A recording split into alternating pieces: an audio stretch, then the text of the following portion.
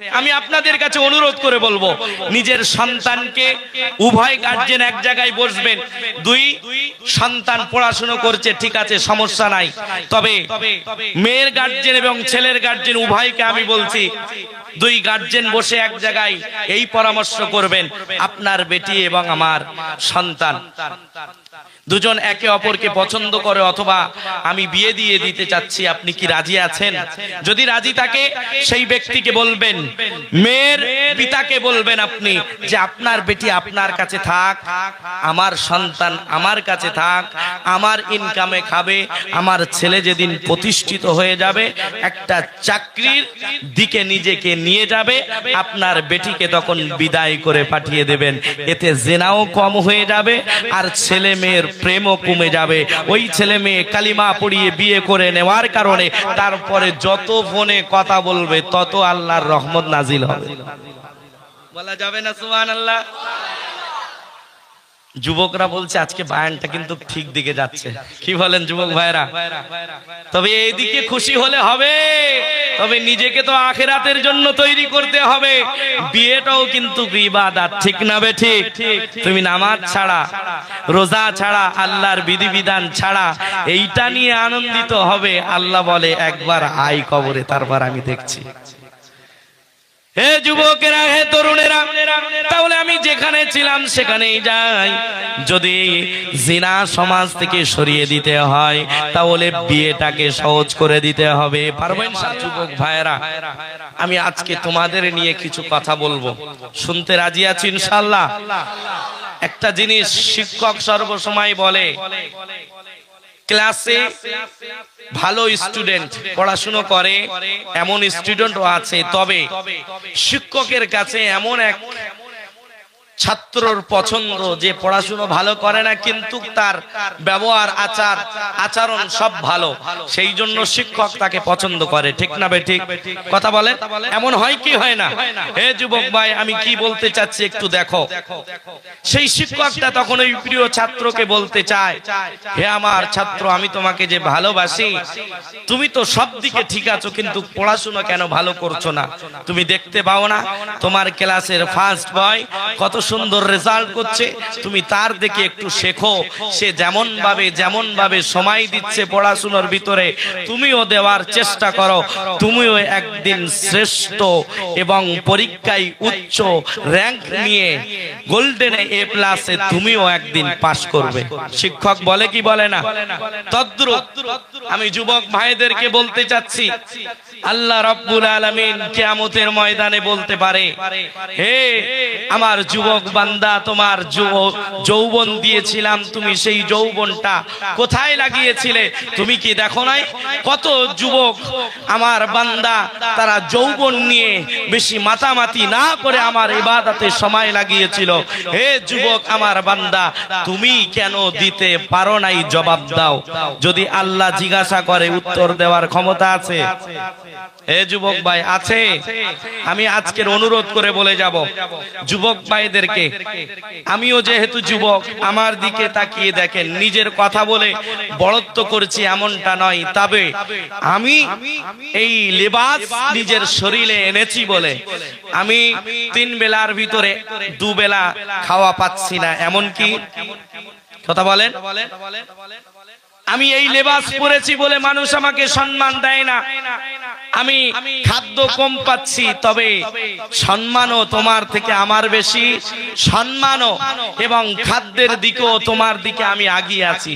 যেমন খাবার খায় আলেমরা, অন্য কেউ তেমন খেতে পারে না। কি বলেন? আমি এটা বললাম এই জন্য যে আমি এই লেবাসটা পরে সম্মানের আসনে আমি বসেছি। এটা কিসের কারণে? শুধু নবী, শ্রেষ্ঠ নবী মুহাম্মদুর রাসূলুল্লাহ সাল্লাল্লাহু আলাইহি ওয়াসাল্লামের লেবাসটা আমার গায়ে নেওয়ার কারণে, ঠিক না বে ঠিক? যুবক, তুমিও যদি নবীজি সাল্লাল্লাহু আলাইহি সাল্লামের আদর্শের রঙে রঙিন হতে পারো, দুনিয়ায় তো সম্মান পাবেই পাবে, সাথে সাথে তুমি আখিরাতেও সম্মানীয় হয়ে জান্নাতের মেহমান হয়ে যাবে। ও মুসলমান ইমানদার, আল্লাহর গোলাম, আমার আব্বা মা জানেরা, আমার ভাই জানেরা, হে যুবকেরা, তরুণেরা, ও মুসলমান ঘরের ছেলে মেয়েরা, আমি যুবকদেরকে অনুরোধ করে বলবো, অন্তরটা নরম করে আজকের আলোচনা শুনে যাও। আমি যেহেতু যুবক বয়সের কিছু ইবাদত সম্পর্কে আমি কিছু বলে টাচ দিয়ে যে আয়াতে কারিমা আমি তেলাওয়াত করেছি, সেই আয়াতটা সংক্ষিপ্ত কিছু কথা বলে আমি বিদায় নেব। হে যুবক ভাইরা, আল্লাহ নবী আল্লাহর হাবিব যুবকদেরকে বেশি ভালোবাসতেন। ইসলাম প্রতিষ্ঠিতর জন্য, ইসলাম কায়েমের জন্য যুবকদের বেশিরভাগ যুবকদের হাত আছে। জোরে বলুন সুবহানাল্লাহ। হে দুনিয়ার আমার যুবক ভাইরা, আমি অনুরোধ করে বলবো, আমি এমনটা বলবো না যে তুমি এখনই স্কুল কলেজ ছেড়ে দিয়ে মাদ্রাসায় ভর্তি হও, স্কুল কলেজ ছেড়ে দিয়ে তোমার পড়াশুনো ছেড়ে দিয়ে এখনই মাদ্রাসায় ভর্তি হও, আলেম হও, হাফেজ হও। আমি এটা বলবো না, তবে আমার রিকোয়েস্ট হলো এটাই, মাস্ট বি তোমার ঈমানটা যেন ঠিক থাকে। যদি ঈমান ঠিক থাকে, ও দুনিয়ার মানুষ, আল্লাহ রাব্বুল আলামিন অন্য কিছু দেখবে না, সাচ্চা পাক্কা ঈমানওয়ালাকে দেখবে। আল্লাহ রাব্বুল আলামিন ঈমানওয়ালাকে জান্নাত দিবেন। হে দুনিয়ার মানুষ, অনেকেই বলবে, ও মাওলানা সাহেব, আমি কি ইনকাম ছেড়ে দেব নাকি? আমার সুন্দর বাড়ি লাগবে, আমার একটা গাড়ি লাগবে। হে যুবক ভাই, আল্লাহ নবীর এক হাদিস আমার মনে পড়ে গেল। আল্লাহ নবী আল্লাহর হাবিব মুহাম্মদুর রাসূলুল্লাহ সাল্লাল্লাহু আলাইহি ওয়াসাল্লাম তিনি এক হাদিসের ভিতরে বলেন, পুরুষের সৌভাগ্যের লক্ষণ চারটি। কয়টি? পুরুষের সৌভাগ্য লক্ষণ হলো চারটি। প্রথম নাম্বার, দিনদার বিবি থাকা। কি দিনদার না সুন্দরী? কোনটা? আল্লাহর নবী বলছেন, দিনদার স্ত্রী যার আছে, সৌভাগ্যের লক্ষণ প্রথম নাম্বার হলো দিনদার স্ত্রী থাকবে তার। দুই নাম্বার, আল্লাহ নবী আল্লাহর হাবিব বলেন, একটা সুন্দর থাকার বাড়ি থাকবে, সুন্দর একটা মহল থাকবে। তিন নাম্বার, সুন্দর একটা বাহন থাকবে চলাচলের জন্য। হে যুবক ভাই, ইসলাম তোমাকে মোটিভেট করেছে তুমি স্টাইলিশ হও, তবে ঈমানটাকে সাথে রেখে। টাকার দাম আছে, সম্পদের দাম আছে, তবে যদি হযরত উসমান রাদিয়াল্লাহু তাআলা আনহুর মতন ঈমানওয়ালা যদি হতে পারো, হে যুবক, তোমার সম্পদটাও তোমার জন্য নিয়ামত হয়ে যাবে। তবে ঈমান যদি না থাকে, অঢেল সম্পদ থাকবে, ওই সম্পদে কোনো কিছু লাভ হবে না। তাহলে সৌভাগ্যের লক্ষণ প্রথম নাম্বার দিনদার স্ত্রী, দুই নাম্বার সুন্দর একটা বাড়ি, তিন নাম্বার সুন্দর একটি বাহন চলাচলের জন্য। এখন একটা সুন্দর প্রাইভেট কার বাহন হিসাবে। ও দুনিয়ার মানুষ, হে যুবকেরা, হে তরুণেরা, ইসলাম তোমাকে কেমন ভাবে মোটিভেট করেছে দেখো। তুমি ঈমান নিয়ে নিজেকে এমন ভাবে নিয়ে চলো, তুমি আল্লাহর গোলাম, তোমার চলাচল এমন হবে, তোমার ব্যবহার এমন হবে, সব দিক দিয়ে তুমি শ্রেষ্ঠ হবে।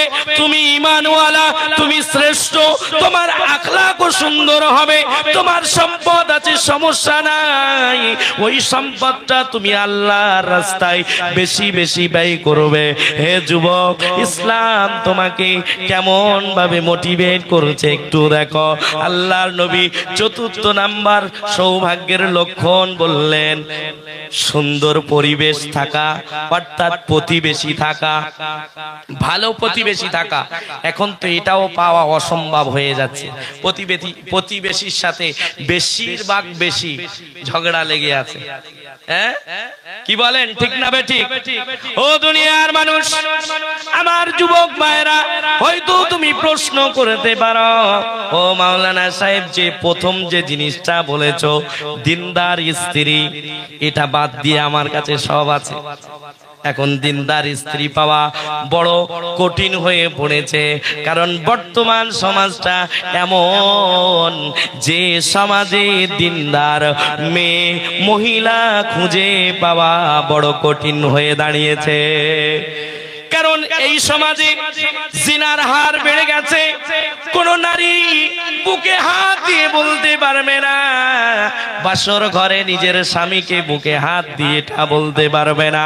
এটা 100-র ভিতরে 99% মহিলাদের ভিতরে এমন দেখা যায়, নিজের সতীত্বর গ্যারান্টি স্বামীর কাছে দিতে পারবে না, স্বামীর কাছে বলতে পারবে না, ও স্বামী তুমি আজকের আমাকে যে স্পর্শ করবে এর আগে কোনো পরপুরুষ আমাকে স্পর্শ করে নাই, এমন বলতে পারবে? কারণ পরিবেশটা দেখেন, স্কুল কলেজ থেকে শুরু করে এমন জঘন্য পরিবেশ তৈরি হয়েছে। ছেলে মেয়ে এক জায়গায় পড়াশোনা করেছে। আমি পিতাদেরকে অনুরোধ করে বলে যাব, যেখানে পর্দা মেনটেন্স করে স্কুল কলেজের শিক্ষা অর্জন করার পরিবেশ থাকবে, আপনার বেটিকে সেখানে পাঠাবেন। আর যদি এটা করেন তাহলে ঠিক আছে, আর যদি এর বিপরীতটা করেন জেনে রেখে দেন, আপনি দায়ুসের খাতায় আপনার নামটা নথিভুক্ত করে দিচ্ছেন। এটা কেমন? ও দুনিয়ার মানুষ, আমার আব্বা জানেরা, আমার ভাই জানেরা, মহিলা সবচাইতে দামি জিনিস। দিনদার একটা মেয়ে তৈরি করতে পারলে, দিনদার একটা মহিলা তৈরি করতে পারলে, ওই মহিলার দ্বারা একটা পরিবার ঠিক হয়ে যাবে। আর একটা পরিবার ঠিক হয়ে গেলে ওই পরিবারটার দেখে অনেক পরিবার ঠিক হয়ে যাবে। একটু জোরে বলুন না সুবহানাল্লাহ। তবে আমার মা বোন অনেকেই বলে, ও মাওলানা সাহেব শুধু মেয়েদের কি দোষ, ছেলেরাও তো 5-7টা প্রেমের ভিতরে জড়িত। কি বলেন? আছে না এ যুবক ভাই, আছে না? বলে এটা ভালো লাগছে না, 2-1 বছর পরে ওটাকে ধোকা দিয়ে অন্য জায়গায় বলে প্রেম করব নিজের ইচ্ছায়, বিয়ে করব বাপ মায়ের ইচ্ছায়। এটা বাপ মায়ের দোষ আছে না নাই? বলছে বিয়ে নিজের পায়ে আগে দাঁড়া, তারপরে বিয়ে। কি ও আমার পিতারা, একটু শুনে দেখেন তো এই কথাটা কেমন লাগে। সন্তান যদি আপনি বিয়ে দিচ্ছেন না, বারে বারে যুবক বলছে, ছেলে বলছে, আব্বাজান অমুক মেয়েকে আমার পছন্দ, বলে না এখন চাকরির দিকে যা, পড়াশোনা বাকি আছে, নিজের পায়ে দাঁড়া, বউ আনবি, ঠিক আছে, বউয়ের খাওয়া দিবি কি করে? বলে কি বলে না? আমি বলি বউ কি বিশাল হাতি নাকি এত এত খাবে? সে যদি তোমার ঘরে আসে তার রিজিক সে নিয়ে আসবে এবং বরকত তোমার ঘরে আসবে। আমি গার্জিয়ানদেরকে বলবো, বর্তমান সমাজে নিজের সন্তানের চরিত্র রক্ষার জন্য সবচাইতে উত্তম পদ্ধতি হলো ছেলেকে তাড়াতাড়ি বিয়ে দিয়ে দেওয়া। ঠিক না বেঠিক বলেন না কেন আপনারা? এ যুবক ভাইরা আমার সাথে একমত? বিয়ে সহজ করতে হবে, ঠিক না বেঠিক? আল্লাহ নবী আল্লাহর হাবিব বলেন, ইদা যাহারাতিজ জিনা ওয়ার রিবা ফি ক্বরিয়া ফাকাদ হাল্লু বিআনফুসিহিম আযাবাল্লাহ। ও দুনিয়ার মানুষ, এই হাদিসটা শুনেন। আল্লাহর নবী আল্লাহর হাবিব তিনি বলেন, কোন এলাকায় যদি জিনা এবং সুদ বেড়ে যায়, এই দুই শ্রেণী তারা আল্লাহর আযাবকে ওই এলাকার জন্য বৈধ করে নেয়। আজকে এলাকায় সবজি ভালো হচ্ছে না, আজকে এলাকায় আগে ছিম গাছ লাগালে, দেখেন ছিম গাছ জানেন তো, যদি বাড়ির উঠানে কোনো জায়গায় লাগানো হতো ছিম ভরে যেত, এখন একটাও ছিম পাওয়া যায় না। বরকত নাই কেন? আগে পেঁপে কত সুন্দর হতো, আগে সবজি কত তরুতাজা হতো, এগুলো এখন হচ্ছে না কেন? সব এই দুই শ্রেণীর ভুলের কারণে, জিনাকারী এবং সুদখোর। কে? জিনাকারী এবং সুদখোর। নবীর হাদিস, এই দুইটি জিনিস যদি এলাকায় বেড়ে যায়, ওই এলাকায় ওই দুই শ্রেণীর কারণে সকলেই আল্লাহর আযাবের শিকার হয়ে যায়। এটা আমার কথা না ভাইজান, আমি আপনাকে বলছি, অনুরোধ করে বলবো, এ যুবক ভাইরা, নিজের সম্মান বাঁচাতে গিয়ে যেটা অবলম্বন করতে হয় সেটাই করতে হবে। যদি সমর্থ থাকে নবীর কথা অনুযায়ী বিয়ে করে নাও। আমি আপনাকে বলছি, আব্বাকে, হে যুবক ভাই, বোঝাবে ভালো করে, কোরআন দিয়ে হাদিস দিয়ে বোঝাবে। বলছে মাওলানা সাহেব কোরআন হাদিস তো জানি না, কি করে বলবো? যুক্তি দিয়ে বোঝাবে। আমি গার্জেনদেরকে বলবো, নিজের সন্তান যদি বেরাস্তায় যায়, আপনি যদি গার্জেন হিসাবে তার খেয়াল না রাখেন, ওই ছেলে যত গুনাহ করবেন, যত গুনাহ করবে তার হাফ আপনার আমলনামায় আসবে। কিন্তু বড় সাবধান। যে কথা বলছিলাম, ও দুনিয়ার মানুষ, এ যুবকেরা, হে তরুণেরা, আমি অনুরোধ করে বলে যাচ্ছি, নিজের সম্মান, নিজের অস্তিত্ব যদি ঠিক রাখতে চাও, নিজের লজ্জাস্থানকে যদি ঠিক রাখতে চাও, নিজের আব্রুকে যদি ঠিক রাখতে চাও, অবশ্যই তাড়াতাড়ি বিয়ে করে নিও। আপনি বলবেন সমস্যা আছে, পরিস্থিতি ততটা ভালো না। আচ্ছা বলেন, কেউ যদি আমাদের সাথে চালাকি করে, আমরা কি করতে জানি না? হ্যাঁ, আমি আপনাদেরকে বলবো, সে কথা বলার নয়, কারণ লাইভ চলছে। আমি আপনাদের কাছে অনুরোধ করে বলবো, নিজের সন্তানকে, উভয় গার্জেন এক জায়গায় বসবেন, দুই সন্তান পড়াশোনা করছে, ঠিক আছে, সমস্যা নাই। তবে মেয়ের গার্জেন এবং ছেলের গার্জেন উভয়কে আমি বলছি, দুই গার্জেন বসে এক জায়গায় এই পরামর্শ করবেন, আপনার বেটি এবং আমার সন্তান দুজন একে অপরকে পছন্দ করে, অথবা আমি বিয়ে দিয়ে দিতে চাচ্ছি, আপনি কি রাজি আছেন? যদি রাজি থাকে সেই ব্যক্তিকে বলবেন, মেয়ের পিতাকে বলবেন আপনি, যে আপনার বেটি আপনার কাছে থাক, আমার সন্তান আমার কাছে থাক, আমার ইনকামে খাবে, আমার ছেলে যেদিন প্রতিষ্ঠিত হয়ে যাবে, একটা চাকরির দিকে নিজেকে নিয়ে যাবে, আপনার বেটিকে তখন বিদায় করে পাঠিয়ে দেবেন। এতে জিনাও কম হয়ে যাবে, আর ছেলে মেয়ের প্রেমও কমে যাবে। ওই ছেলে মেয়ে কালিমা পড়িয়ে বিয়ে করে নেওয়ার কারণে তারপরে যত ফোনে কথা বলবে তত আল্লাহর রহমত নাজিল হবে। বলা যাবে না সুবহানাল্লাহ? যুবকরা বলছে আজকে বায়ানটা কিন্তু ঠিক দিকে যাচ্ছে, কি বলেন যুবক ভাইরা? তবে এই দিকে খুশি হলে হবে, তবে নিজেকে তো আখিরাতের জন্য তৈরি করতে হবে। বিয়েটাও কিন্তু ইবাদত, ঠিক না বে ঠিক? তুমি নামাজ ছাড়া, রোজা ছাড়া, আল্লাহর বিধিবিধান ছাড়া এইটা নিয়ে আনন্দিত হবে, আল্লাহ বলে একবার আই কবরে, তারপর আমি দেখছি। হে যুবকেরা, হে তরুণেরা, তাহলে আমি যেখানে ছিলাম সেখানেই যাই। যদি জিনা সমাজ থেকে সরিয়ে দিতে হয়, তাহলে বিয়েটাকে সহজ করে দিতে হবে। পারবো ইনশাআল্লাহ? গার্জেন পারবো ইনশাআল্লাহ আমরা? হ্যাঁ, হে আমার যুবক ভাইরা, সর্বসময় ইসলামকে নিয়ে চিন্তা ভাবনা গবেষণা করার চেষ্টা করো। চলুন যেখানে ছিলাম সেখানে যাই। পুরুষের সৌভাগ্যের লক্ষণ কয়টি? কটি ভুলে গেছেন? সুন্দর স্ত্রী নয়, দিনদার স্ত্রী প্রথম সৌভাগ্যের লক্ষণ। দ্বিতীয় কি? সুন্দর বাড়ি থাকা একটা। তৃতীয়, একটা সুন্দর বাহন থাকা। চতুর্থ, প্রতিবেশী ভালো হওয়া। এই চারটি পুরুষের সৌভাগ্যের লক্ষণ। তবে যুবক ভাই, আমি অনুরোধ করে যাব, এই যে ব্যানারটা দেখতে পাচ্ছেন, এটা মুজাদ্দিদ জামান আল্লাহর ওলি আল্লামা আযানগাছী রাহমাতুল্লাহ আলাইহির প্রতিষ্ঠানের ব্যানার। দেখেন লেখা আছে, বিনা পয়সায় দিন ও দুনিয়া, শান্তি আর মঙ্গল, ঠিক না বে ঠিক? তারপরে ছোট্ট একটা শব্দ আছে, রুহানি তারাক্কির উপায়। হে আমার যুবক ভাই, আমি অনুরোধ করে বলবো, নিজের রূহটাকে যদি উন্নতির দিকে নিয়ে যেতে চাও, তাহলে আমল বেশি বেশি করতে হবে, গুনাহ ছেড়ে দিতে হবে, মোবাইল থেকে দূরে থাকতে হবে। যুবক ভাই বলছে, মাওলানা সাহেব এবির তো এবারে তো কোন দিকে গেলেন, এটা তো ঠিক করলেন না, মোবাইল ছাড়া চলা যায় নাকি? কি বলেন? বলে ফ্রি ফায়ার খেলবো, পাবজি খেলবো, সময় কই? নামাজ পরে পড়বো, আগে পাবজি খেলতে হবে। আরে মার মার মার মার। হঠাৎ এইভাবে যদি আওয়াজ আছে, সকলেই কেমন আতঙ্কের ভিতরে পড়ে যায় না? হঠাৎ দেখবেন আওয়াজ আসছে, এই মার মার মার মার মার। কি হলো রে ভাই? আরে বলছে মোবাইলের ভিতরে মারতে বলছি, তুমি কেন ভয় পাচ্ছ?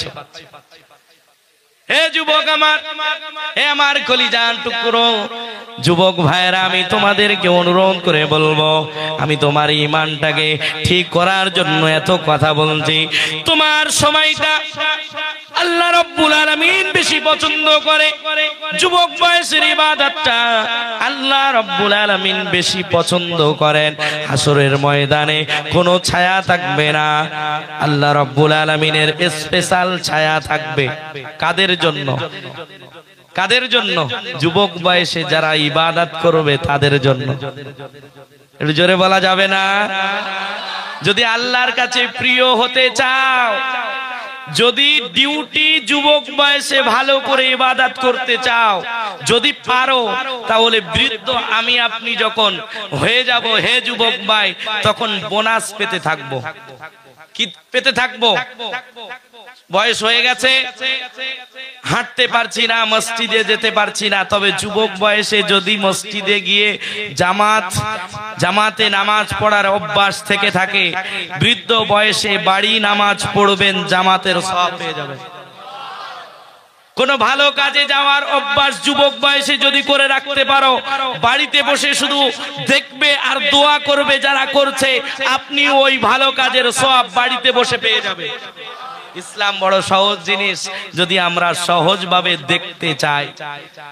ও দুনিয়ার মানুষ, আমার আব্বা জানেরা, আমার ভাই জানেরা, কোরআনুল কারীম থেকে যে আয়াতে কারিমা তেলাওয়াত করেছিলাম, সে আয়াতে কারিমা থেকে সংক্ষিপ্ত একটা শিক্ষা বার করে আমার বয়ানকে ইতি করব আর কয়েক মিনিট। আল্লাহ রাব্বুল আলামিন বলেন, হাত্তা ইদা আতাউ আলা ওয়াদিন নামল। এখানে সুলাইমান আলাইহিস সালাতু ওয়াস সালামের একটা ঘটনা বলা হচ্ছে। যখন সুলাইমান আলাইহিস সালাতু ওয়াস সালাম নিজের সমস্ত কিছু জিন, মানুষ এবং প্রাণীকুলকে নিয়ে যখন একটা জায়গায় যাচ্ছিলেন, হঠাৎ একটা পিঁপড়ার উপত্যকায় সেখানে পৌঁছে গেলেন। সেখানে যাওয়ার পরে ওই পিপিলিকার সর্দার যে ছিল, একজন বলছে যে তোমরা তাড়াতাড়ি তোমাদের গৃহে, তোমাদের ঘরে, তোমাদের বাসায় প্রবেশ করো, যদি না করো তাহলে সুলাইমান আলাইহিস সালাতু ওয়াস সালামের যত সহচর আছে সকলেই হয়তো অজান্তে তোমাদেরকে মারিয়ে দিতে পারে, তোমরা ভেতরে প্রবেশ করো। এই কথাটা আল্লাহর কাছে ভালো লেগেছে, যে নিজের সাথী সঙ্গীকে বিপদ থেকে বাঁচানো, এটা আল্লাহর কাছে ভালো লেগেছে, সেই জন্য আল্লাহ কোরআনে তুলে দিয়েছে।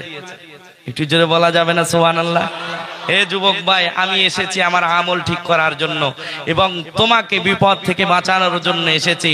যারা আল্লাহর বান্দাগুলোকে অসৎ পথ থেকে সঠিক পথের দিকে ডাকে কোরআন দিয়ে, তারা সত্যের দিকে ডাকে, আর সেই সত্য হলো সিরাতাম মুস্তাকিম, অর্থাৎ কোরআনের পথ। জোরে বলুন সুবহানাল্লাহ।